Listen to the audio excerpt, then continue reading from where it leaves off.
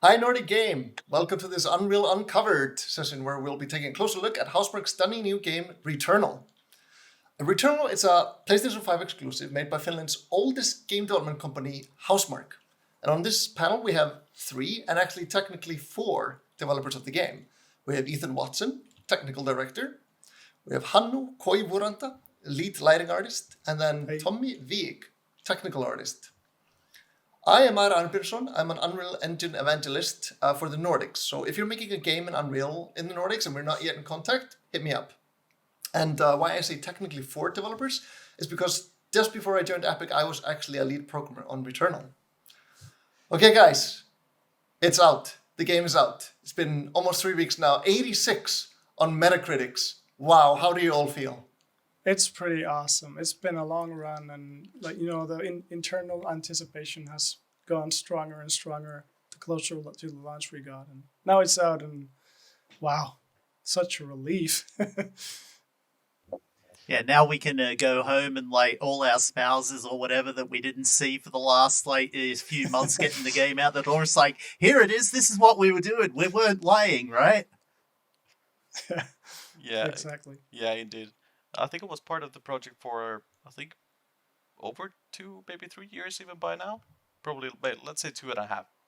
But I still remember coming to the project damn, AAA, this is gonna be awesome. Then when the time goes by, you slowly start forgetting that what you're actually even looking at. You're so close to it that you're like, yeah, there's so much stuff to do. No, this doesn't look good at all. And then the game is coming out. I don't know about this.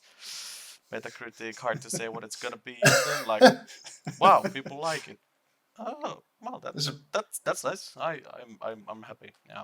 A perfect example of not seeing the forest for the trees. Yeah. You only work on the bugs and everything that's wrong, and you're like, this is horrible. How is anyone gonna like this?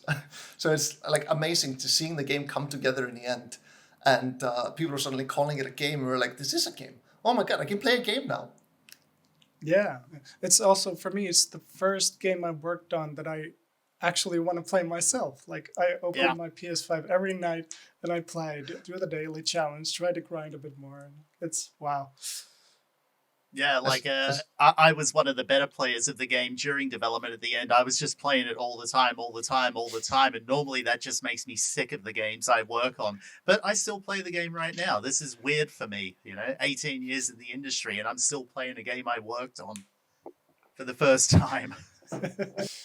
I'll be honest. This is my first big game that I worked on, console title even. And I had heard from people before that some people are saying in the AAA industry, I never play games that I worked on because I just can only see what I couldn't put in, what went wrong. And as I'm playing the game, I was only fixing bugs in the last half a year to a year of the game. And being able to play the game, I'm like, this is amazing. This is even better than, when we were making this. It's just, I don't see anything wrong with this. This is great. Yeah. So I don't know if it's the game or just me, but I would like to think it's the game. It's just that good. Yeah, no, the game's good. I mean, my thing is that I'm always I can see what we didn't do right.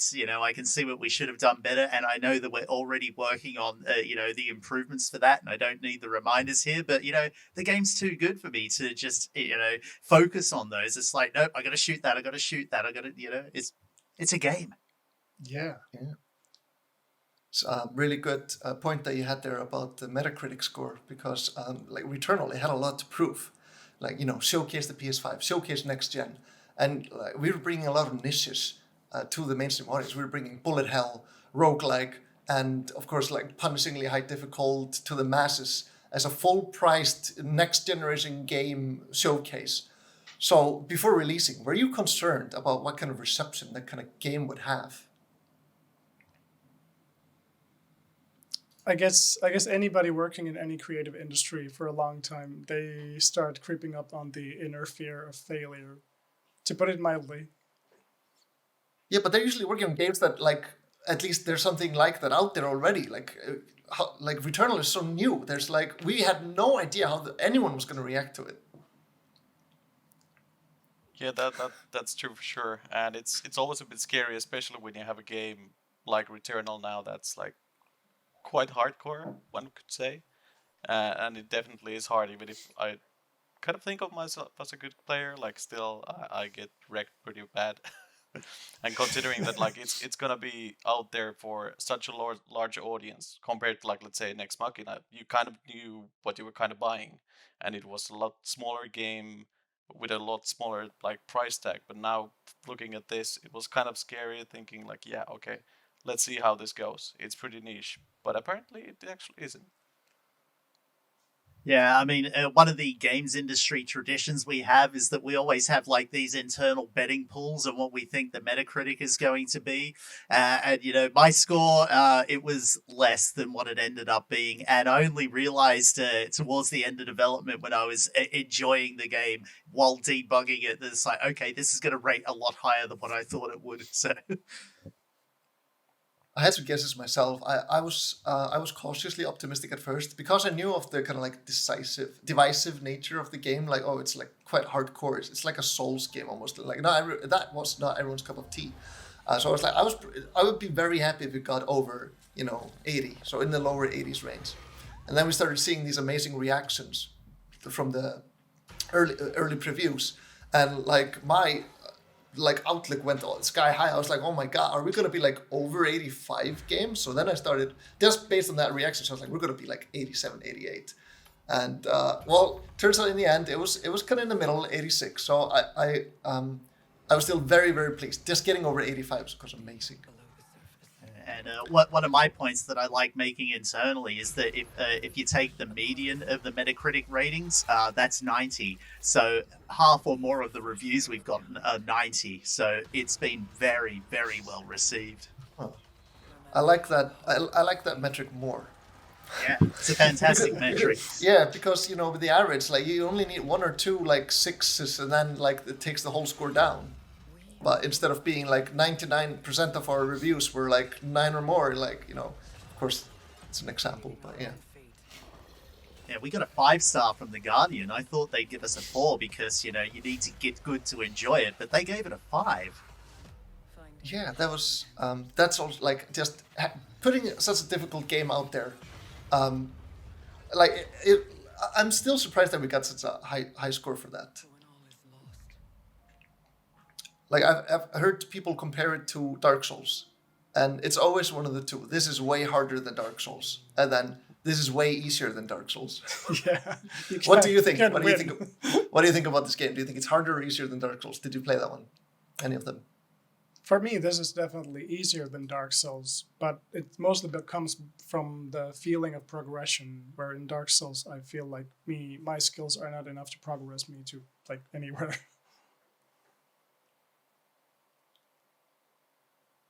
Any opinion, Tommy?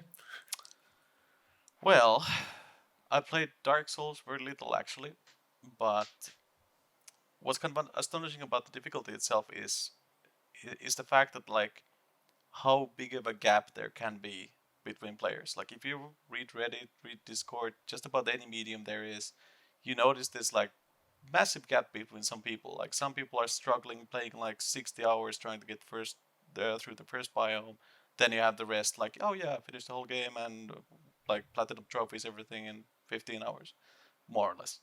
So it's quite astonishing in that sense. But I think it comes down to, because the game itself is very mechanically demanding from you. So you have to have high reaction times and being able to like actually get through all the actions and like react to different things that are happening.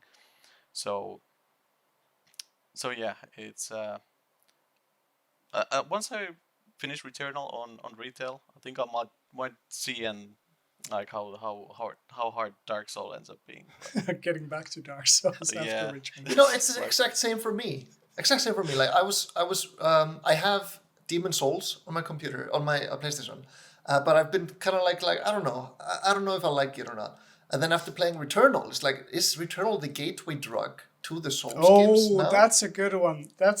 Yeah. Yeah. We're the gateway drug to other games. You guys might find this funny, but to relax over the Christmas period, I actually played through Dark Souls 2 again on the Xbox.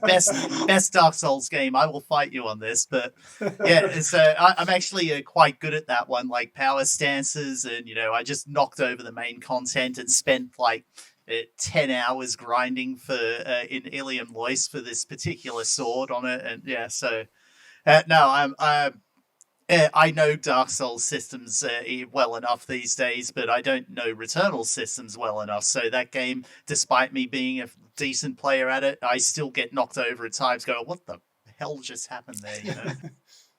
I think what I like But- most about the difficulty in Returnal is that we're always fair. Like it's just literally, I hate saying this term, but like, you know, it's like get good, and I don't mean it as in like, oh, just get good. Like, you know, we do have like there's always a certain amount of enemies attacking. Like it should always be doable. Even with our adrenaline system, we kind of like make it seem like you should be able to get through a lot of scenarios without getting hit once.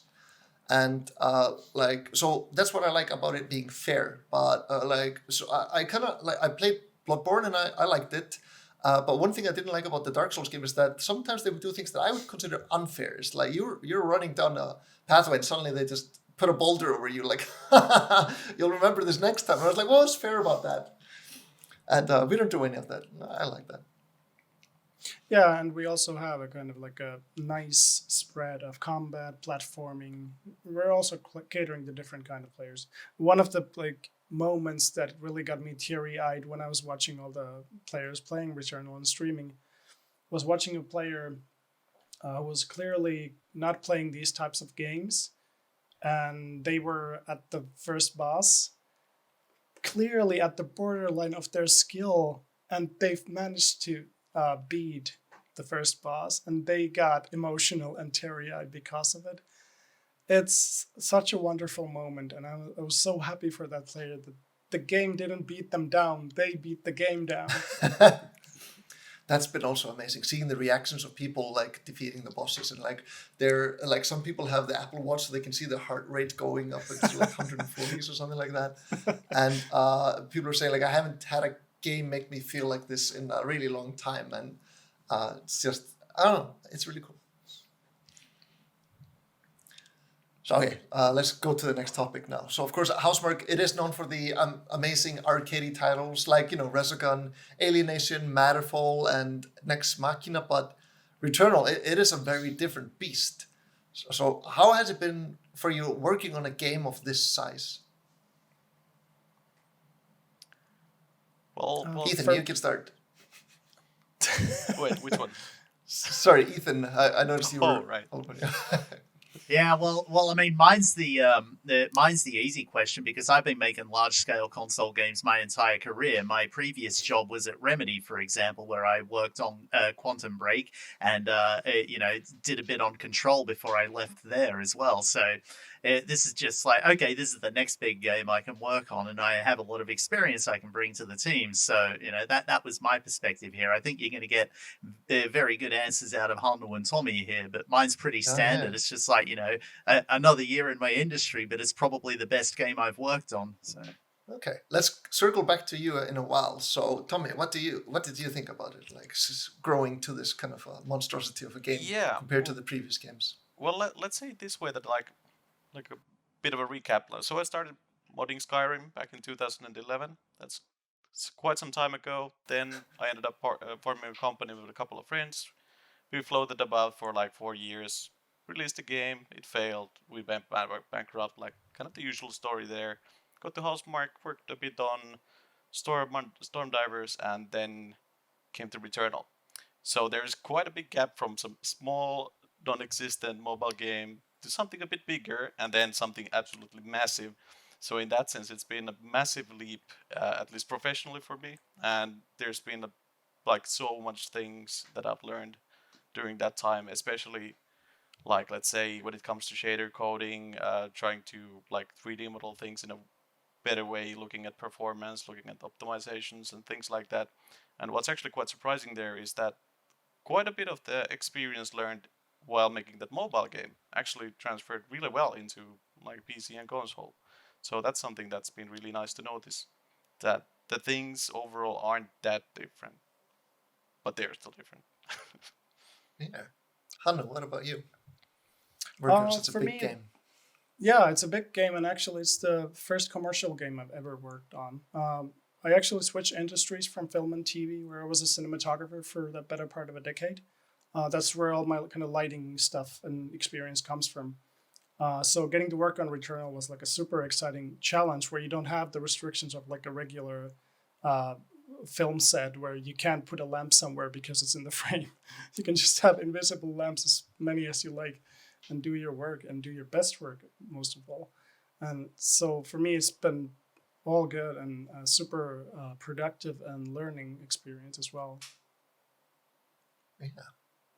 For me, it's like I feel like I could have a whole presentation, like a full hour, just about scaling a team, like being a part of it, because it's just like so many things changes. Like when we started, when I joined, like we were few enough that we could have the dailies, and everyone was just in one circle, and everyone want one after the other.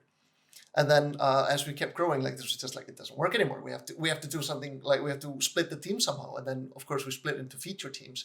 But there is this size between when you're too big for one circle, one daily, but too small for too many feature teams. So which is why I labeled the awkward size team size. And it was like we didn't have enough. Like not every team had a programmer, so it's like, do we have a team of programmers then? Do we have a team of artists? But no, we wanted to make it more feature related.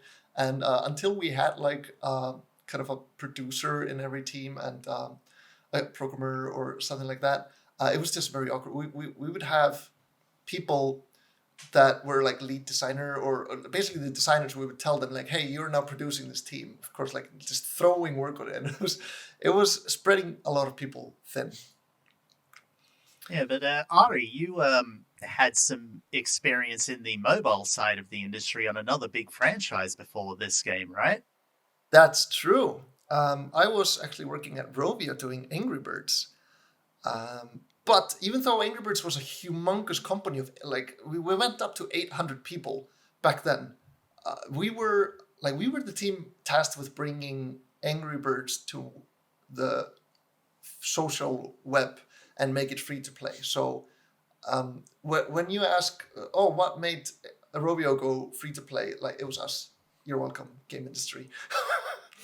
But because of that, we were quite a small, isolated. So this is still by far the biggest team I've been on, even though Rovio was much bigger because it's compartmentized so much at Rovio.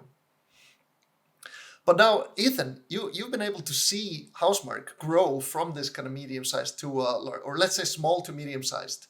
And you've been at companies, of course, that are big already. So you can kind of see like how it went. So in your opinion, like how did it go? Like how did we grow? Was it well done? Did we just royally fuck it up?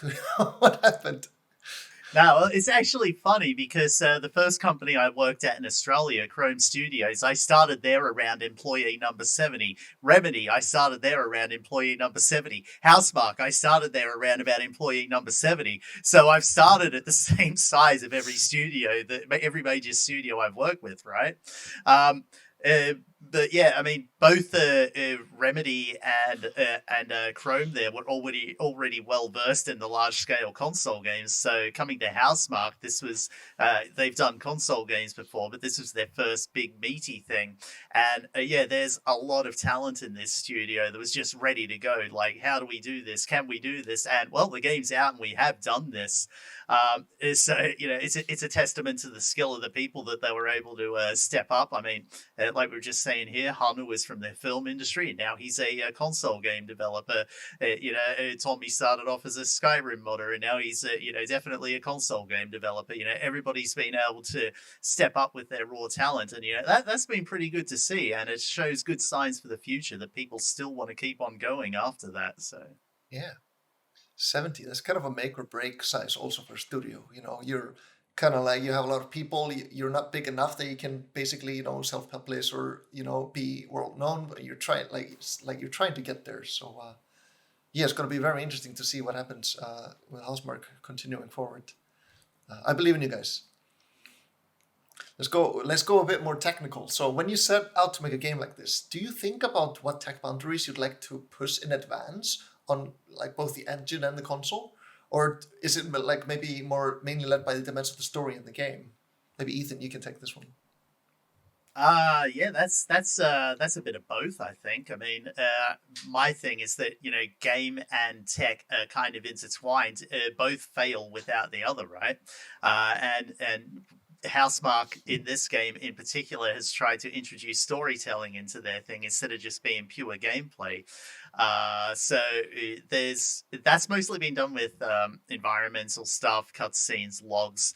So the story, absolutely, I don't think we would have gone for tentacles if that wasn't meant to be a part of the story, right? And that's a very clear technical thing that we're leading in the industry on. Like, how many other games look like ours just based on the tentacles alone, right? But yeah, whenever you're starting any game, not just on a new platform, it's like you've got the base of the technology that you've had before. You've always got ideas on how to improve it. But when you're leaping a generation, it's like we've got all this power now. It's like, can we just go wild? And well, tentacles. The tentacles. More tentacles everywhere. Yeah, tentacles.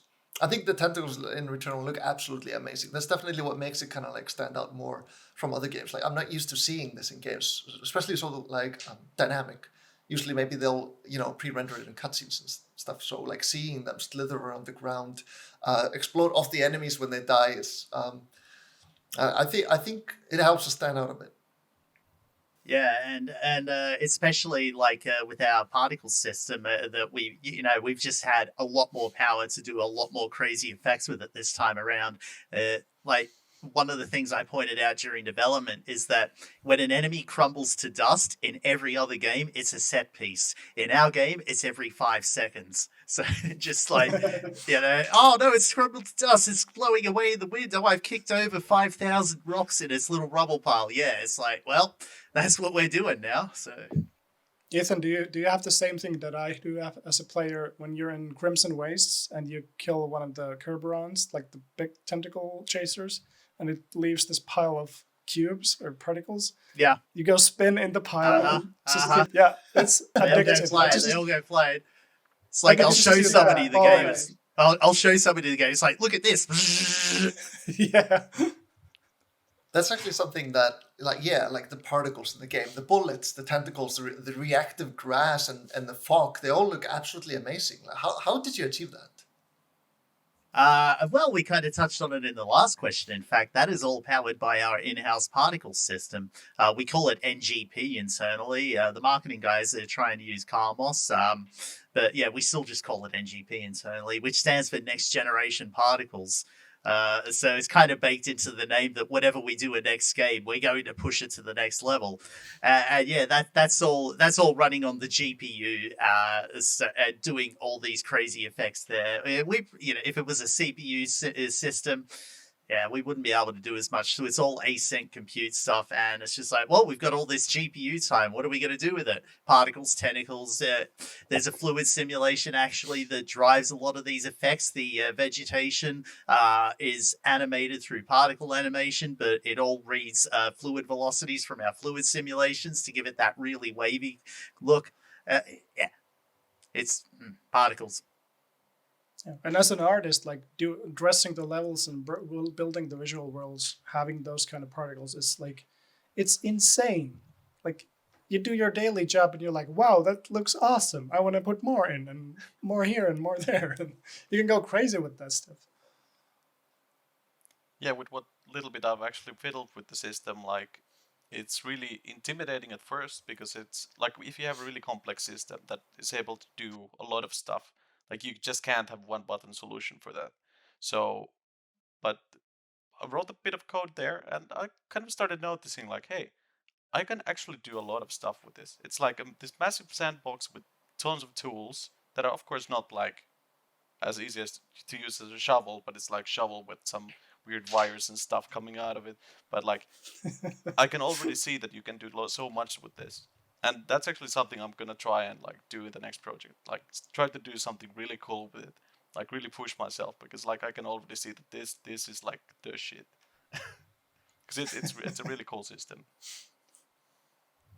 Do you think these next-gen particles are gonna get another great bump for the next game? Like should the audiences be looking forward to even crazier particle tech from Housemarque? We're Housemarque. Well, yeah. I mean, I don't want to promise anything, but but yeah, I mean, we've had a lot of experience with making these effects on the PlayStation 5 now, which means we already have ideas on how to make it better, and you know, what's the next crazy thing we can do that nobody's seen in a game before. So stay tuned. Yeah. Okay, I'm going to pivot a little bit now because because like Returnal has this randomized layout every time you start your game, and we don't often see a randomized world generation at this immense scale in games. Is that maybe for a reason? What were the technical challenges of making a randomized world with Unreal? I mean, the reason why a lot of people don't try it at this scale, I think, is just because that's how AAA games are made. You know, people make their big world layouts until they're static, you know, linear stories through it, or it's an open world like your Spider-Man and your Red Dead Redemption and all that. And it's just this big sandbox where you put missions here and there.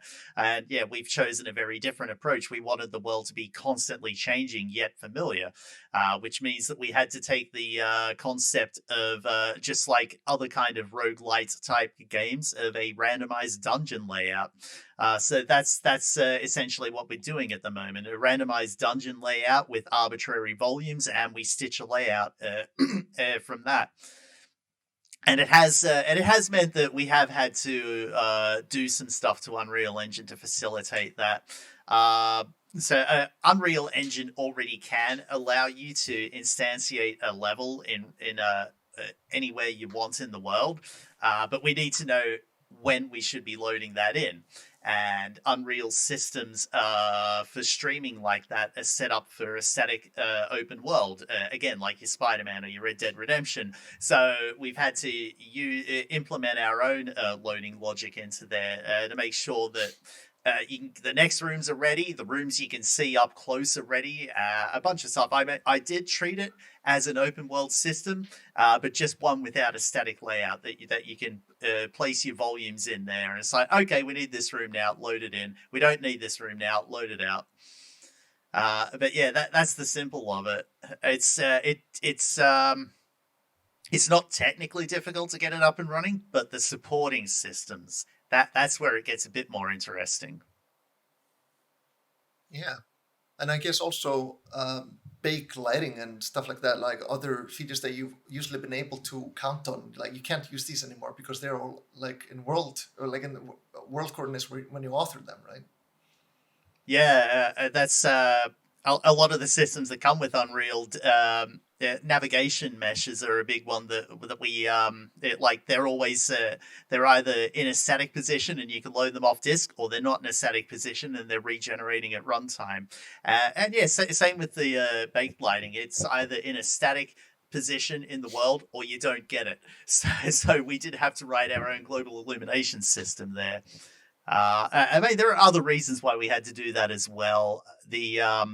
If you have a look at the first biome in the game, the overgrown ruins, I only know the internal names for them, but a lot of the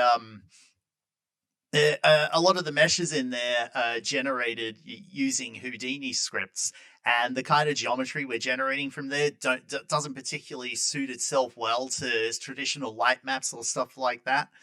So our own custom GI solution was built with that in mind, so that we can get better results out of the kind of geometry we're throwing at it as well. So yeah. Yeah, Hannu, how was it working with these kind of limitations, like having no static lighting and how like working with a global illumination system of a world that is constantly shifting around? To me, it was always an exciting challenge to begin with. Much like Ethan mentioned, the open world type of scenario, I also kind of approached lighting the game like that, like thinking it as kind of like an open world situation. As we can't use baked lighting and we can't really rely on anything being similar the second time the player is going to go through the space, the GI, the global illumination tech, was like very, very important to work with. Like, and it also brought a lot of life to the environments, because it didn't really matter after the point we got the tech. It didn't really matter where the the key light is coming from, because you would always get the natural bounce that's always adapting nicely to the environments. So like from a lighting perspective, the GI was a big quality leap for me personally in the work I do. GI isn't, of course, like the only thing we work with. There's a kind of like a higher level lighting scheme going on where each biome has a different look, and these looks are pretty tightly curated in collaboration with our art director Ville Kinnunen. So we would kind of speedball ideas and like figure out what should the Crimson Waste look like. Would this hue of orange work well, or would this be better? And so that was one level. Then the GI, and then we had also like the local level lighting. But I actually might have some slides about the GI a bit. Yeah, I do have. If I can share a screen. Yeah, do it. This is like a really. This is our panel. We can do whatever we want. Yeah. So this is like a very simple kind of GIF file that shows what the GI actually does. So in this image, we have the teleport, and it has like a point light that has a radius of around the same radius that the particle effect is, but enabling global illumination just brings that light everywhere to the environment, like a natural bounce. And it's the GI doesn't care what the radius of the light is. That's the beauty of it. Like it's kind of agnostic in that way. Stop share. Moreover, with the GI, since it also supports emissive material, so you can just have a material and bump up your emissive to a value, and it starts injecting into the global illumination system and give a nice bounce lighting and supplementary lighting out of it. It also works as a large-scale ambient occlusion, while the SSAO is for kind of like as finer details that we have on screen. What else should I mention? We control it with some volumes in the level, so we can kind of inject and excite GI influence in some area, but also exclude areas from levels where we know that the player is never going to see that. We don't need to put in GI at that spot. Some other tools we had, like kind of tweaking the volume of the GI, so how heavy is the influence from a light source or an emissive, for instance. So at the end, like we had a pretty broad set of tools we could control the GI with. As for the local level lighting, well, since this was Housemarque's first big game, and it was kind of new in the sense that it was open world, but then it again wasn't, but it was dynamically randomly generated, we needed to have some solutions that would also kind of cover possible iteration loops. So we couldn't just use like basic point lights and spotlights off the shelf. We needed to employ blueprints to kind of give us some more control. For instance, if we wanted to make the first biome, the forest, have similar colored lights everywhere, we needed a system to kind of support those kind of changes that we and the AD could kind of look through. I found later in the production that blueprint library functions were an excellent way to do that. Like, and I'm not a programmer. I do write some code, but I prefer blueprints. So blueprint library functions for me was like super awesome. I can actually show a few images from those as well. Yeah. Here we go. So this was the GI. So yeah, this one is a kind of a noodle salad, and I won't go deeper into this specific image, but this kind of shows one of the kind of big setups we used. This kind of contains all the colors and other useful parameters that we used in Returnal for all the biomes. And this was also a place where the AD could kind of see all the color values and the kind of overall palette in one place, so we could quickly iterate on things. So here, I don't know if you can see my cursor, can you? Yeah, we see it. It's tiny. Okay, so yeah, so here in the outputted values, this is something we feed everything from the function to. And then we get this kind of bigger function that you can just pull into any blueprint you create. So, because we weren't sure what kind of tech and tools and stuff we would need later in the production, this was kind of like a very good way to not shoot ourselves in the leg too much. So whenever someone wanted to create a blueprint, they could just drag this function in and get all the relevant data regarding any biome or the colors and the lighting, and very useful. And I guess, yeah, here's some other functions I've also created.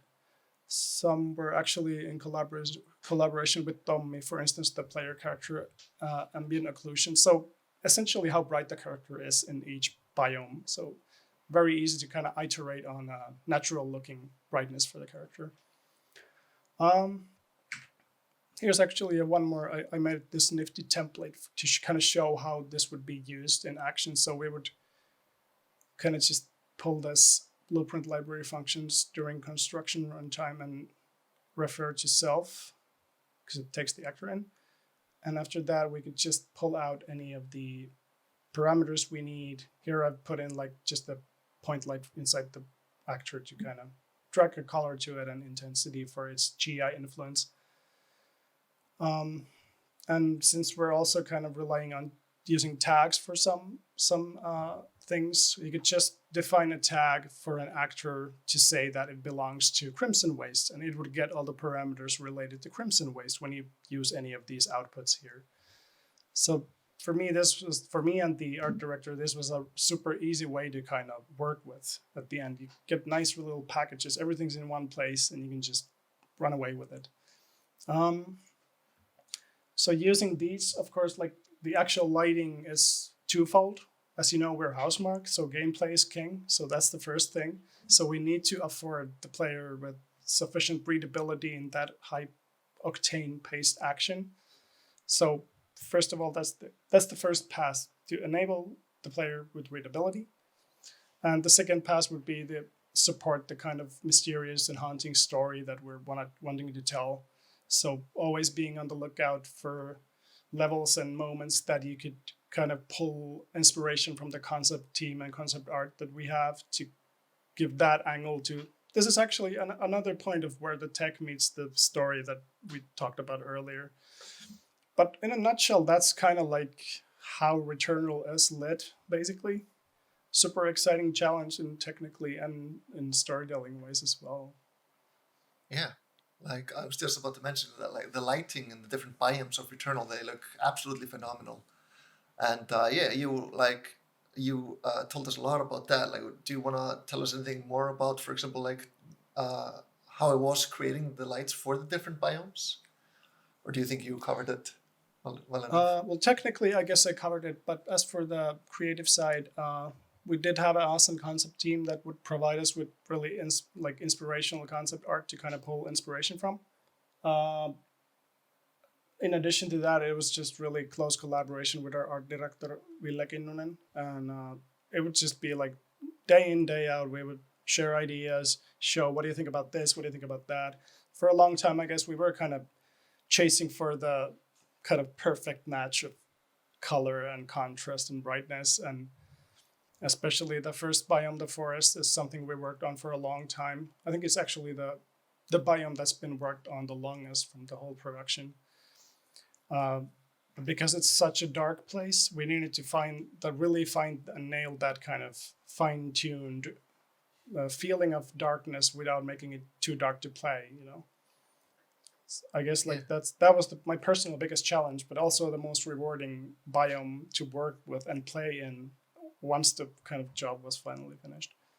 Yeah, like all the biomes, different biomes of Returnal look so different from each other. Like just seeing a blur of a screenshot, you'll already know, I know which biome that is. Yeah. And I would love to also talk about challenges of like the later biomes, especially the last one. But I know that a lot of people don't have their hands on the PlayStation 5, so I'd like to keep this kind of spoiler free also. So let's not talk about the stuff outside of the first two biomes mostly.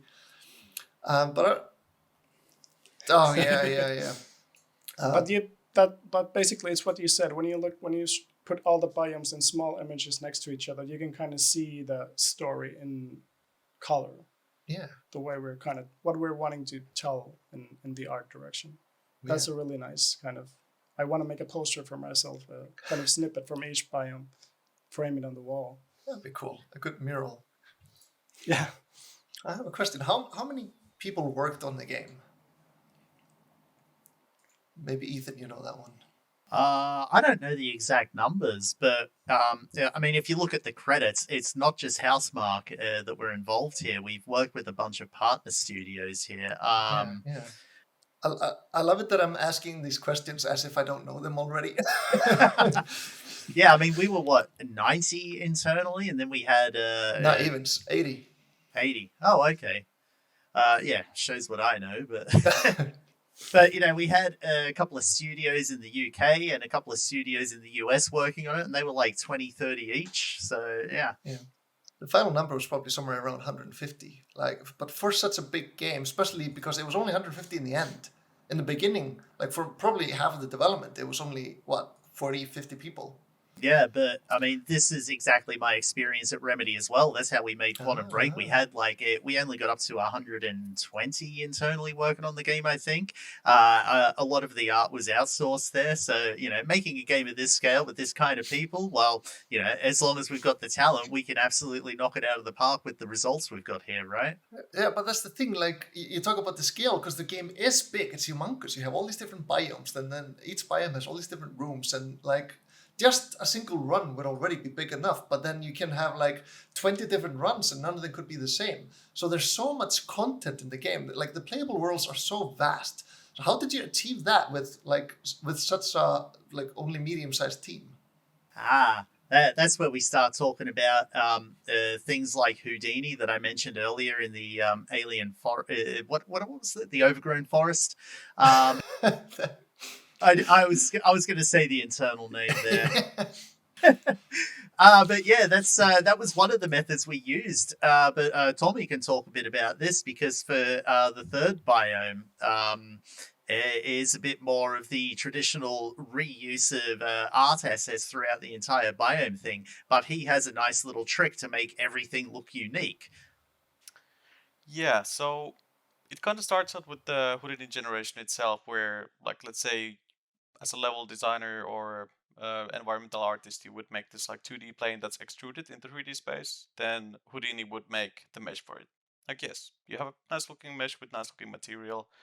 But then we had many concepts with holes in them, cracks, all that sort of stuff that kind of end up bloating things massively when you think about the meshes being almost all of them being basically unique. So we didn't use we didn't basically reuse the Houdini meshes that much, because that enabled us to have proper transitions between different materials. And let's say if you have a ruin closer to ground, you would have this kind of moss scraping up the rock and stuff like that. But then the bigger issue became exactly the how do we make trypophobic bunch of holes without actually exploding the thing too much.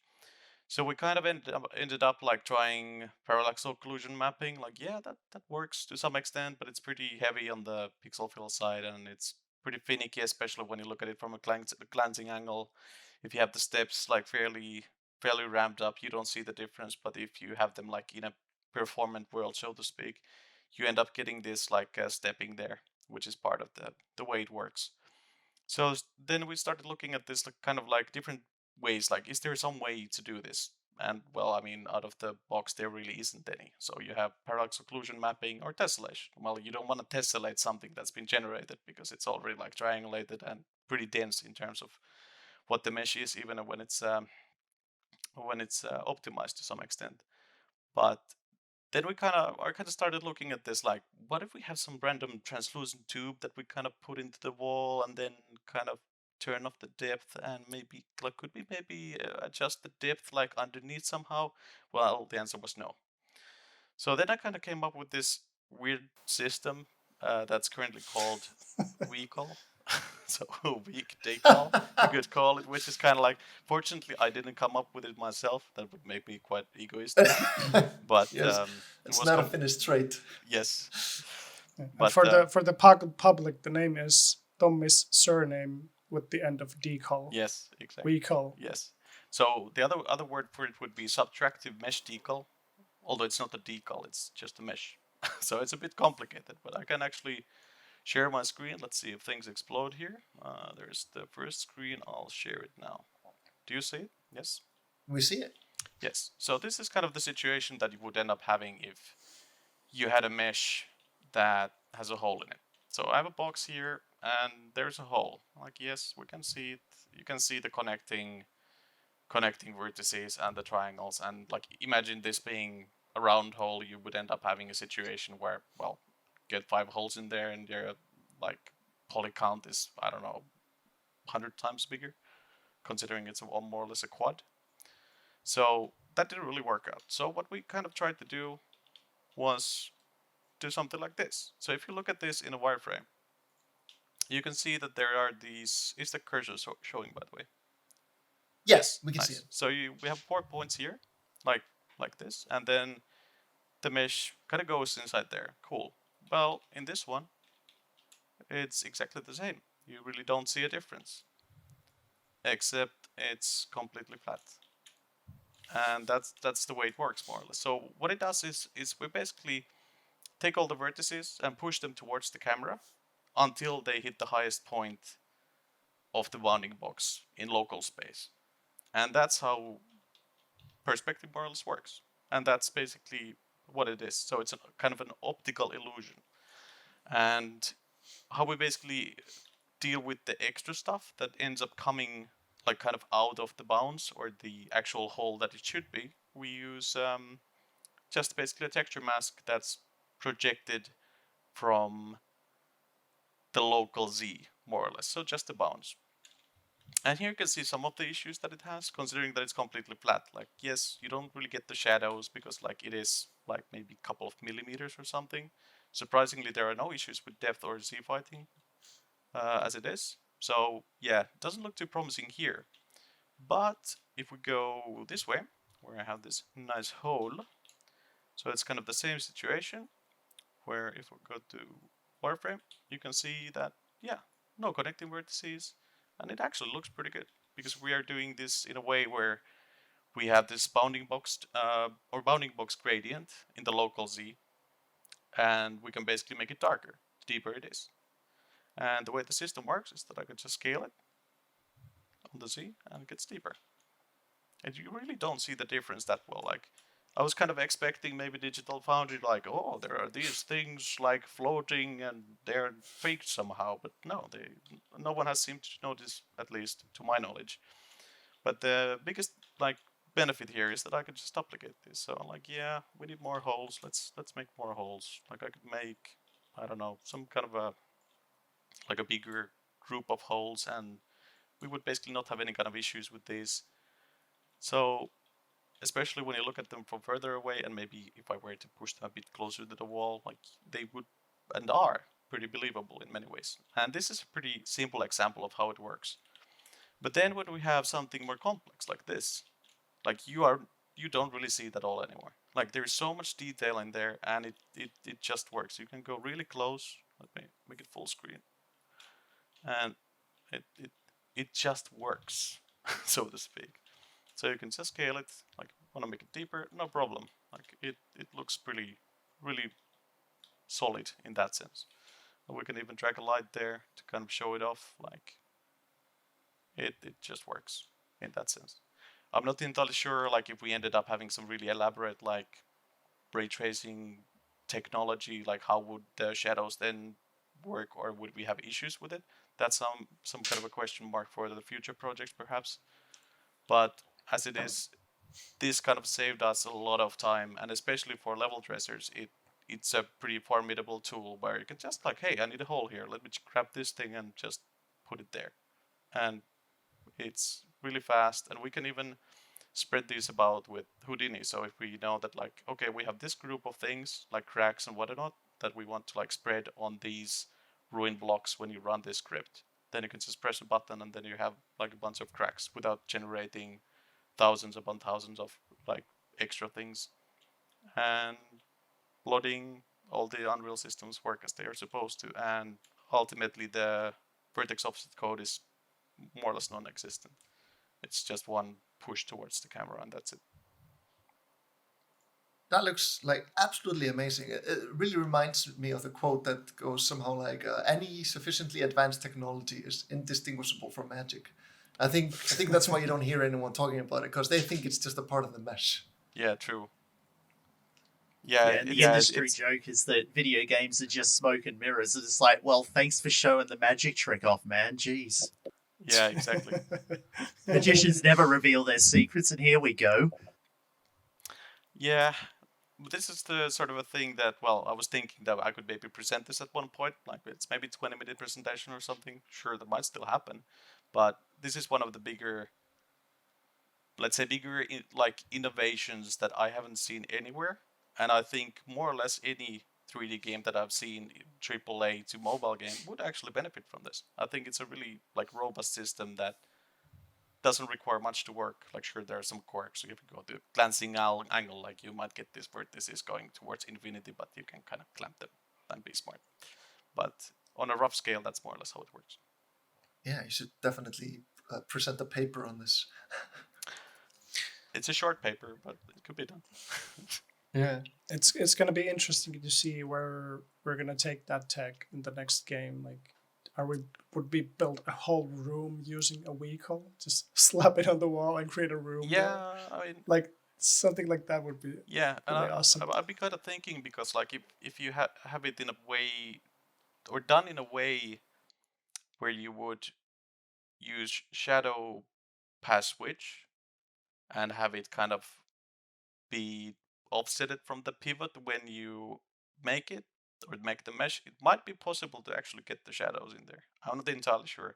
But there are also some ideas of like maybe combining them into one mesh, then have some matrix transform to actually get them transformed to positions, and so you could have more than one in a single static mesh, because that's the current limitations. And there are some other ones as well, but like...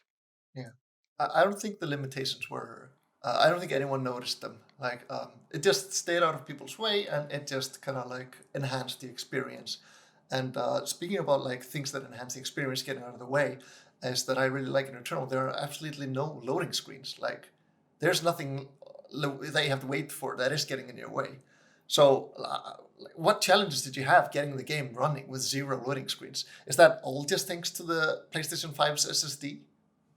No. I mean, the PlayStation 5 SSD absolutely helps, but there were a number of modifications that we needed to make to Unreal Engine and its systems to get this working.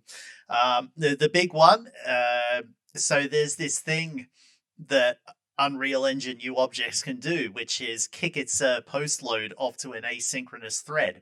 But this is basically opt-in at every level. And the last time I ran a search for it in the base Unreal Engine code base, there was like 6 U objects in total that subscribe to this system. And it turns out that a lot of like just static meshes, for example, spend a lot of time in the post load doing their thing, like adding to the world, setting up the physics and all that. So we basically had to go through by hand every time something was a problem, looking at all these engine level U objects.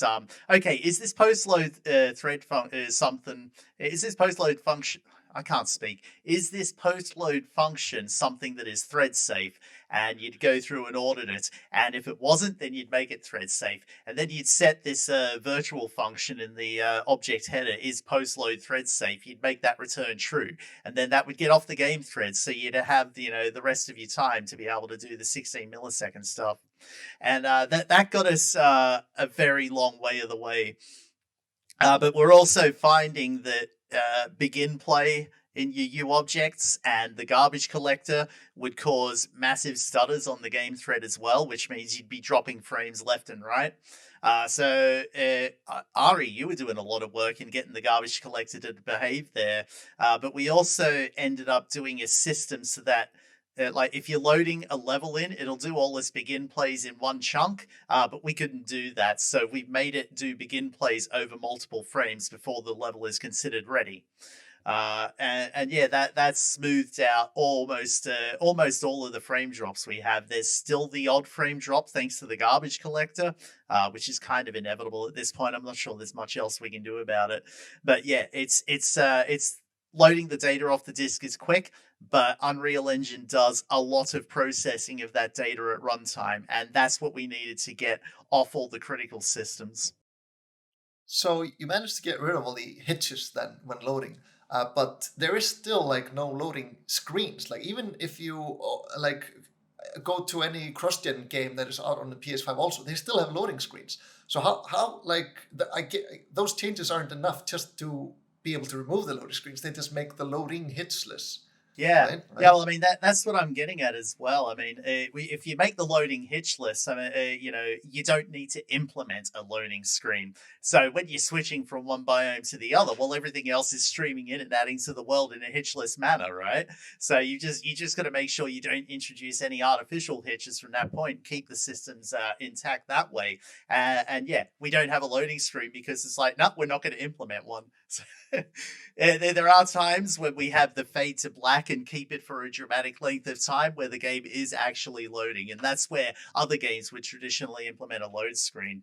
But yeah, the SSD means that we don't need to sit around for another, previous generation, you'd sit around for half a minute, whereas like, okay, we got all the data in memory in like 2 seconds. It's perfect. We don't need a load screen. Yeah, I'm guessing so. Like you must then do some kind of an incremental loading as you're running from room to room to make sure, because like you can't keep the whole thing in memory, I guess, right? Nope. Yeah, I mean that's why I was saying earlier. I treated it as an open world game. You did not have the entire world loaded in at any point in time. You have the stuff around the player character loaded in at the highest resolution, and as it goes out, you have lower detail stuff. So yeah, you can, if you get a good view in our game, even just in that first biome, looking at the big wall that separates from one of the other biomes, like those levels aren't loaded in. They're just a part of the persistent layer in with lower detail meshes, right? So Yeah, even when switching between biomes, and when you even like when you're really like when you're at the end of the game, and if you die, and you start at the beginning, there's even like you can hold the X button to skip the cutscene, because like people would probably think that the cutscene is when the game is loading, but you can go from the end of the game, die, and immediately respond in the beginning, and like it's just like, how is that even possible? yeah, that's definitely the SSD at play there. But yeah, there's a lot more we had to do to make that work smoothly and seamlessly. Yeah. Of course, since I was a lead programmer, I have a bit of also an insider knowledge, and the fastest way to like load something when you need it is to load it before you need it. So if you always know that you're going to start in a certain room when you die, we just keep the room always loaded.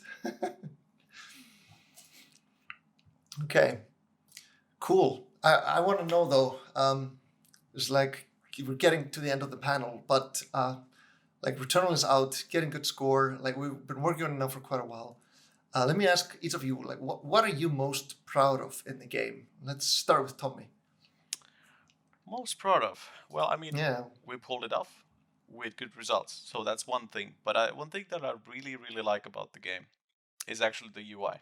And like, yes, the game isn't the UI, but when you think about it, like many games don't have as elaborate UI as we do, because like I think many of the effects, like all stylistic choices that have been made there, along with like the general like visual like coherence there is like in terms of the style, I think it's really spot on, and I think the work done on the minimap and everything like fits in really well. And this is also visible in all the, like, let's say the panels in the ship, and it's like everywhere, and it's really consistent, and I think it's like really playing well into the style of the game in many ways. So I'm really happy with what they've done with it.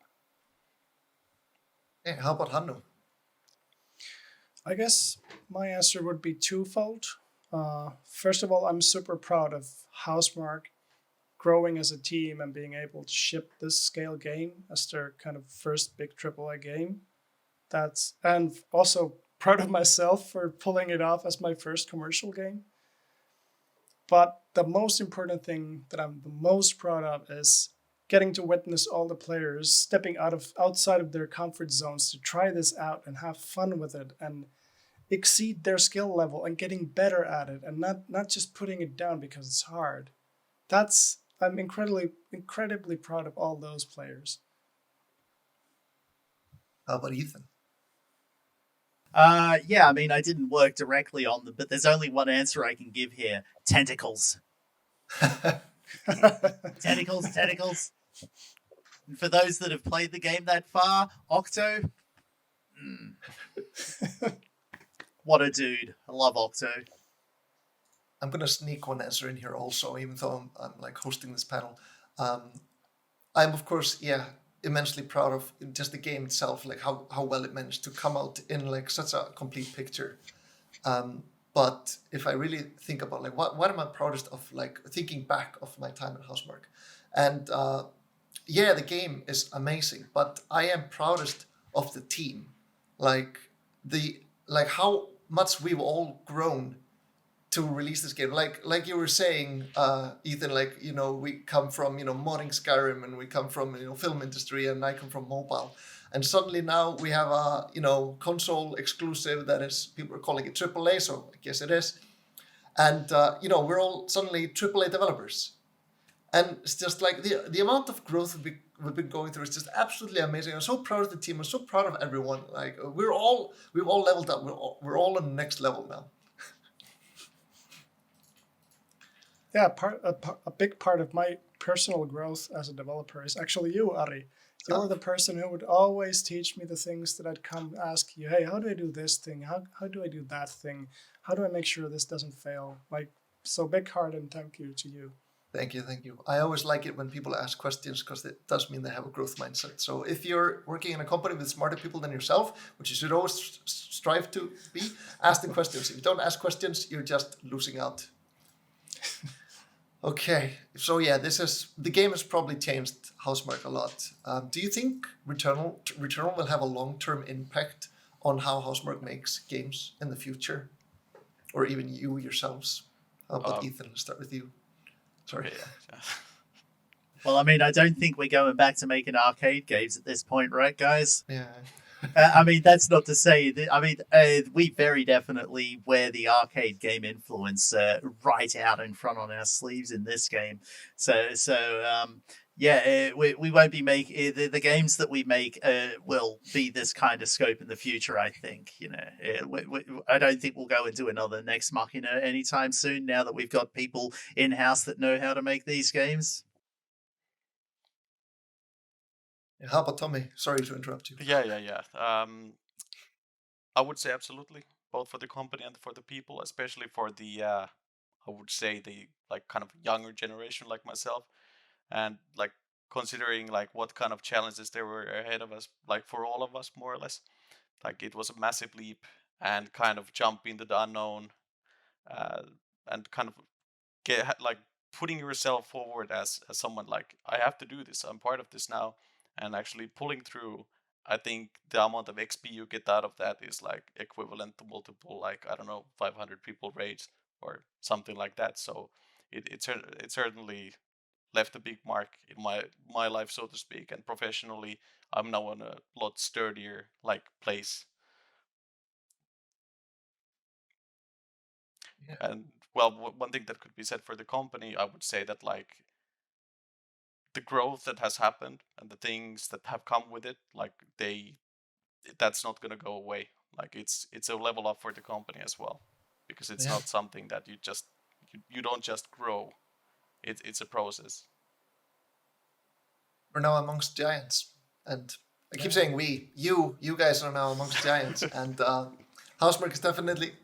Clearly, Ari wants to come back and work here again. Come back. Give up your epic job. Time. Give it up. But like I was saying, yeah, like Housemarque is definitely now among giants, and you guys are going to be compared with them now. So that's a new status that you can be proud of. Wear it with pride. Median 90. I'm pretty sure we're going to be on a bunch of top 10 lists at the end of the year. Oh my God, I'm hoping for a few Game of the Years, maybe a few dozen. And last question. I know we're getting now around the 1 hour mark. I don't think we'll have time for the community questions, but I do have one last question, and that is about the reception of the game. So the game has had a great reception from the audience and from gamers. Like, did any of the reactions surprise you? Let's start with Tommy this time. Well, yes, considering that I was so close to the game that I didn't see it anymore. It was just things that are wrong and just not good enough, so to speak, or like this should be done, that should be done.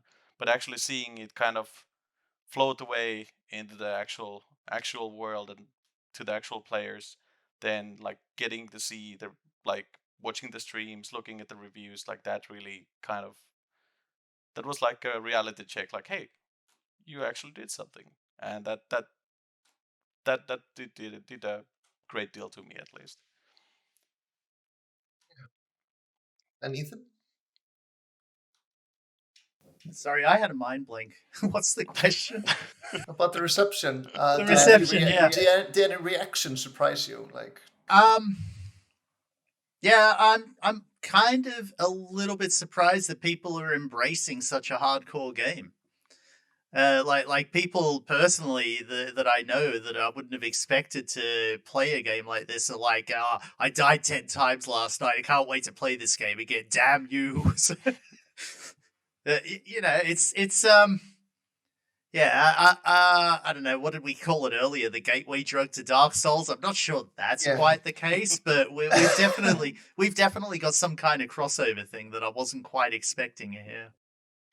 I think you're gonna see some increased sales in like high difficulty games like the Souls and even like roguelites or even bullet hells. I think Housemarque can probably pride themselves as being like the ones that started this new resurgence of people looking into these kind of games that they never heard of or even experienced before.